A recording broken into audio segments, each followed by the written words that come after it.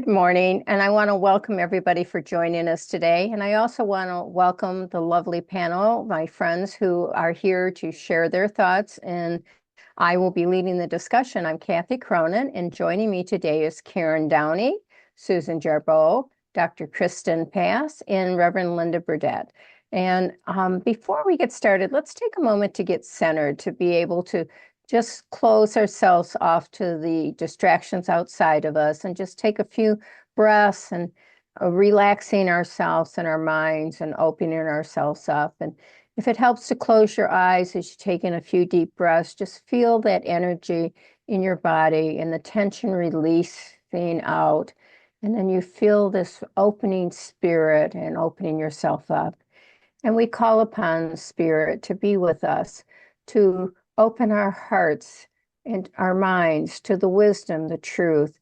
We ask that you guide us along the way, and we share that which is in our heart. We're authentic in our thoughts and our words, and we are so hopeful for the wisdom that we will share today. And we ask that you bless us all and keep us well. Amen. So my topic today is I Am an Overcomer, and it is from the Unity booklet, Spiritual Keys for Overcoming Adversity. So this article was written by Reverend Kathy Beasley, and she's a Unity minister out of the Unity Spiritual Center in Florida. And she's also a senior manager with Unity Prayer Ministry. And Kathy Beasley always has some very open and meaning stories that she shares in these booklets. And so I thought I would read her words. Since it is relatively short, I will read it as she wrote this article. So, and this is what she says.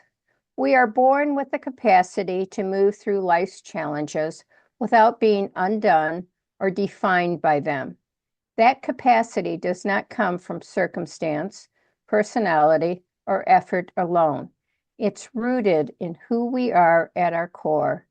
Learning to trust and live from that inner strength has been the defining work of my life.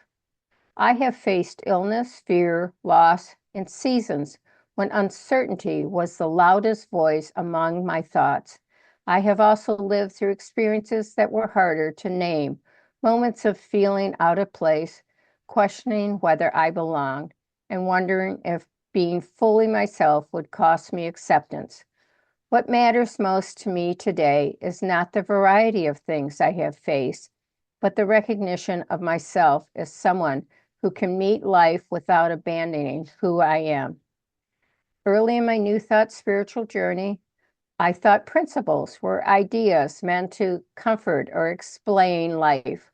Over time, I discovered that they ask something more of us. Spiritual principles are intended to be lived. They require commitment and action. They call for alignment between what we know and how we show up. One principle in particular became the turning point for me. Through thoughts, words, and actions, we live the truth we know. This principle stopped being a statement I agreed with and became a standard I practice. It asked me to pay attention to how I spoke about myself, how I interpreted what I was facing, and how I chose to act when fear or doubt appeared. It made my expression of faith practical and livable. Living the truth I know has meant choosing integrity over approval and resisting the habit of reshaping myself to fit the room. It has meant letting my life reflect what I say I believe, even when doing so left me feeling uncomfortable or exposed. The real work was not changing the circumstances, but staying grounded in my truth as I moved through them. I believe this is how spiritual principles support our overcoming. They don't remove difficulty from our story. They give us a way to meet and overcome it. Spiritual principles steady our thinking, ground our words, and guide our actions. When we realize this, we stop asking whether we are capable and begin living as though we are. I am clear that being an overcomer is the quiet power of our spiritual nature. Practicing the principles has taught me that growth does not come from insight alone. It comes from the application and realization of truth at work within me. Each time I have chosen to act from where I know instead of reacting from fear, something has settled within me. Confidence has not come because life became easier, but because I trusted myself to meet whatever cause. What I am still learning is this: what I face matters less than who I am while facing it. Challenges will come, uncertainty will appear, fear may still speak, and none of this gets to define me. I have learned to recognize myself as someone who returns to truth, lives what is known, and keeps moving forward. I am clear that being an overcomer is the quiet power of our spiritual nature. It equips us to live with resilience, clarity, and courage. It invites us to stop waiting for change and start embodying it. I thought Reverend Beasley covered a lot of things of how her life experiences have moved her into accepting challenges in front of it. And for me, it also brought the fact that I think one of the blessings of getting older is that we have moved through many challenges. In my lifetime, I have had those times and moments of uncertainty, and I didn't know what the outcome would be. And now I can look back and say, I managed to ride the waves. I managed to get through that. It didn't turn out as awful as I thought it may have happened. I also have learned to trust the fact that, things underneath are working for my highest good. And by trusting, having that trust that this will all work out, I feel that I have been able to overcome many obstacles in my lifetime and move forward to grow in growth.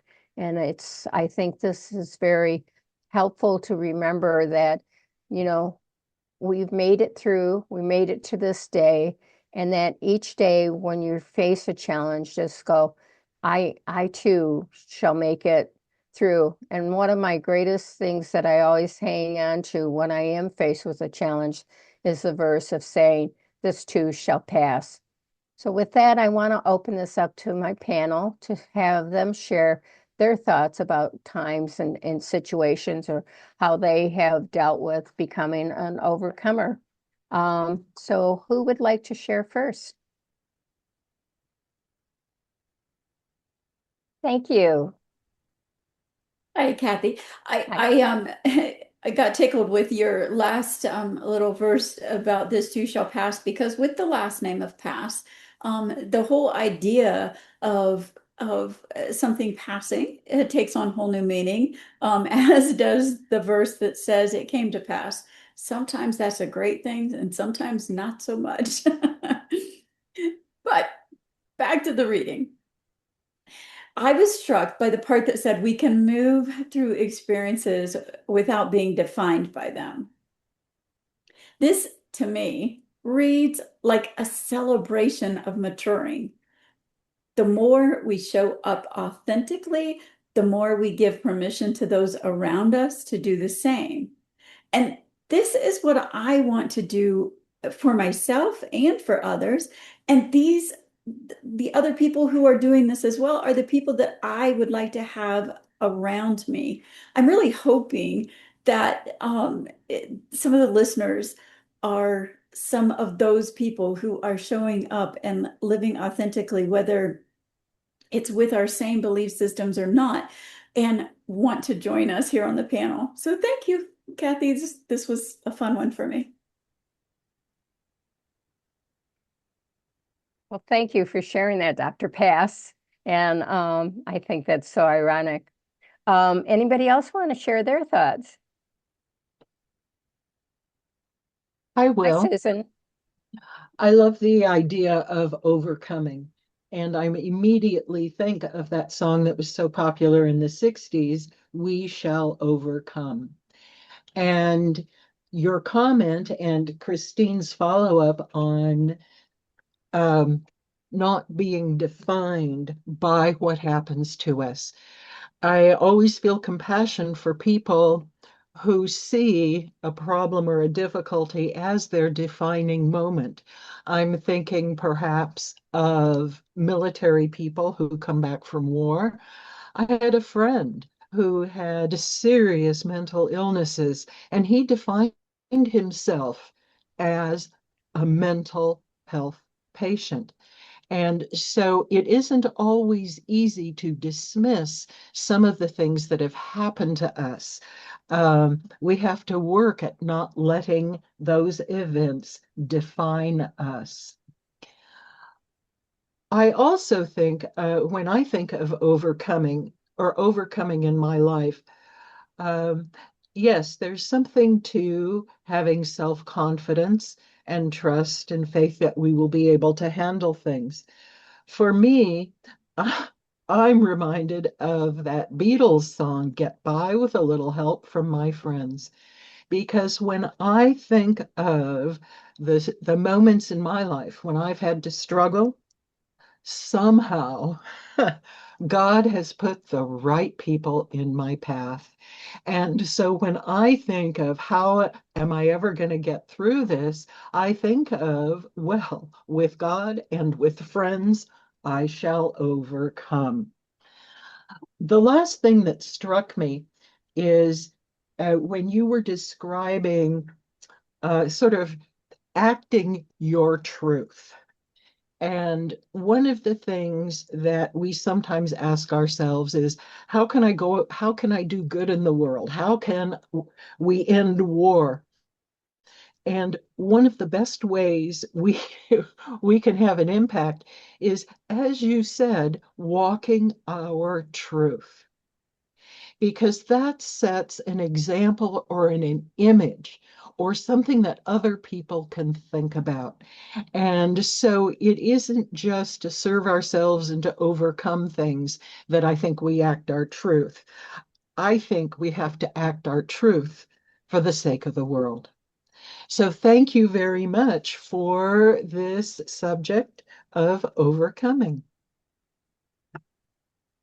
Thank you, Susan. And Karen, Yes.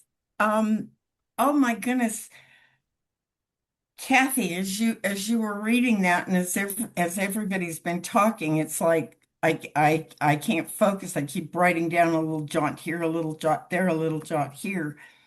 And the one thing, death came up for me. I've had three of those near-death experiences. And since I'm in my 80s now, the first one was back as a teenager. And that whole from birth into the teens was, I was attached to that, how bad things were, how, oh, poor me, which over the years changed into seeing that as a stepping stone. It's kind of like life is different stepping stones, and death to one thing is life to a next transition. And especially, being in the 80s now, I can't even believe that. I mean, that's like ancient. Um, as my perception has changed from being much younger. Um, and it's kind of like resilience also was mentioned. And I've had people tell me before, one thing you are is you're resilient. How do you do that? And it's like, I don't know that I ever planned anything. I mean, it's kind of like rolling from one thing to the next. And the older I've gotten, it's like I don't have to look for lessons or try to change a whole lot of anything. It's like what needs to be done just kind of shows up at my door, whether it's running into somebody at the store or, I, I mean, there's just so many things, or a book that just happens to show up in my path, or maybe something that I see on Facebook that triggers something for me. The hardest thing is the being authentic to myself. And I was kind of programmed through the years to be a certain way. You act this way when that happens. You believe this and that. This is what happens here. And now I get the opportunity to create what I'm going to think, how I'm going to feel, and not be in a reactive mode. Instead, I can take action as to, well, what do I really want to do? Maybe just because everybody else is thinking or doing this, that doesn't really mean that I have to do it. And if I end up doing something that maybe I spoke too soon and said a yes when I wanted to say a no, I have the choice of stepping back and saying no. So that's kind of been the biggest lesson for me, is going inside and getting out of my head and other judgments and this world, and getting into my heart and how do I really feel about something. So that really prompted a lot of thought. Thank you so much for the topic. Well, thank you, Karen. I appreciate that. And Reverend Linda, I loved this article. The whole time you're reading, I'm going, yes, yes, yes, yes, all the way through. It was beautifully written, beautifully shared. Thank you. And I love the sharing of the panel. An awful lot has been covered. So I'm going to maybe come from a different perspective, and maybe not so different. I the I've heard it said in the article and in comments that what we have been through doesn't need to identify us, that doesn't become who I am, is just that person. So often it's the things that we overcome that really brings a sense of purpose into our lives. And I'm thinking personally, having come through alcoholism and drug addiction into recovery, I donated a couple decades of my life to being a drug and alcohol counselor and helping people do that, because I felt like I was involved in the recovery process and I could help people um, learn to, form life without drugs and alcohol. The visual has always been, I can hold the light over a path. So if people are looking for a way out, I can help, because there were people standing there holding those lights for me when I was lost. One of my great coping skills is the fact that I know I've lived through the worst day of my life, and that makes everything else not the worst day of my life. So that has helped me to face and walk through a lot of other challenges. And talking and sharing about, there's a lot of stuff that I talk very freely and openly about, and there are things that I don't talk about. I rarely talk about being gang raped and, the rapes that have happened to me. I just don't talk about them. I pretty much healed that, and I don't want to open it for discussion. I don't have to. Like, I don't know if it was you, Kathy, or Karen, that said, I can just say no. I don't have to talk about it. I don't have to discuss it. But the piece I was going to bring in as a parent, as a grandparent, now great grandparent, because that happened, um, I find myself wanting to protect the people I feel responsible for and keep them from having to experience things. It's natural. I don't want to see them hurt. But if I let them go through whatever it is that presents and kind of cheerlead them through, knowing that they can overcome, you're really watching them build up strength and resilience and everything that they'll need, or possibly need for their lives in the future. So I like to remember that when I watch, especially my adult children get into things. You know what? I'm just going to cheerlead you and trust in the process and hold you in prayer and be on your team, however you come through it. So I wanted to add that to the discussion. Thank you so much for the topic. Well, thank you, Reverend Linda. And I want to thank everybody and call back my panel. And if anybody has anything else they want to add into this discussion, I think we've shared so many thoughts and ideas. And what I want to put out to our viewers who may be watching this, if you are going through a struggle, a lot of the things that people shared was support, have that support system, align yourself with the people that can help you get through this and to become an overcomer. You know, sometimes it's like when you're in the middle of it, you can't see the forest for the trees. And that may be the time that you need to reach out to others. So if you're listening in, this is part of it, is being that support, is that I've learned that as I've matured that I have overcome things, but at the time I was in it, I didn't know that there was a light at the end of the tunnel. And so, we're here to support the people that join us, and we welcome you to share your comments. And if you liked it, just put your thumbs up and, give us any information that you want to share with us, because we are here to support and encourage those to, to be overcomers, to find their place and their, path along the way. And I want to thank my panel for being here today. And I want to thank those who are coming. If you'd like to please be a part of our panel. If you have some thoughts that you want to share or something you want to put out there, reach out to the church and they will let you know how to get hold of us and to become part of this panel. So thank you so much. And I have a great day, and we send our blessings out to you. Goodbye. Thank you for joining us, and let's stay connected and grow in spirit. We are on Facebook. Search for Unity Church of El Cajon and follow us and like our posts. You can reach us on YouTube at Unity Church of El Cajon. Please subscribe to our channel, watch our videos, and leave comments which can help us improve.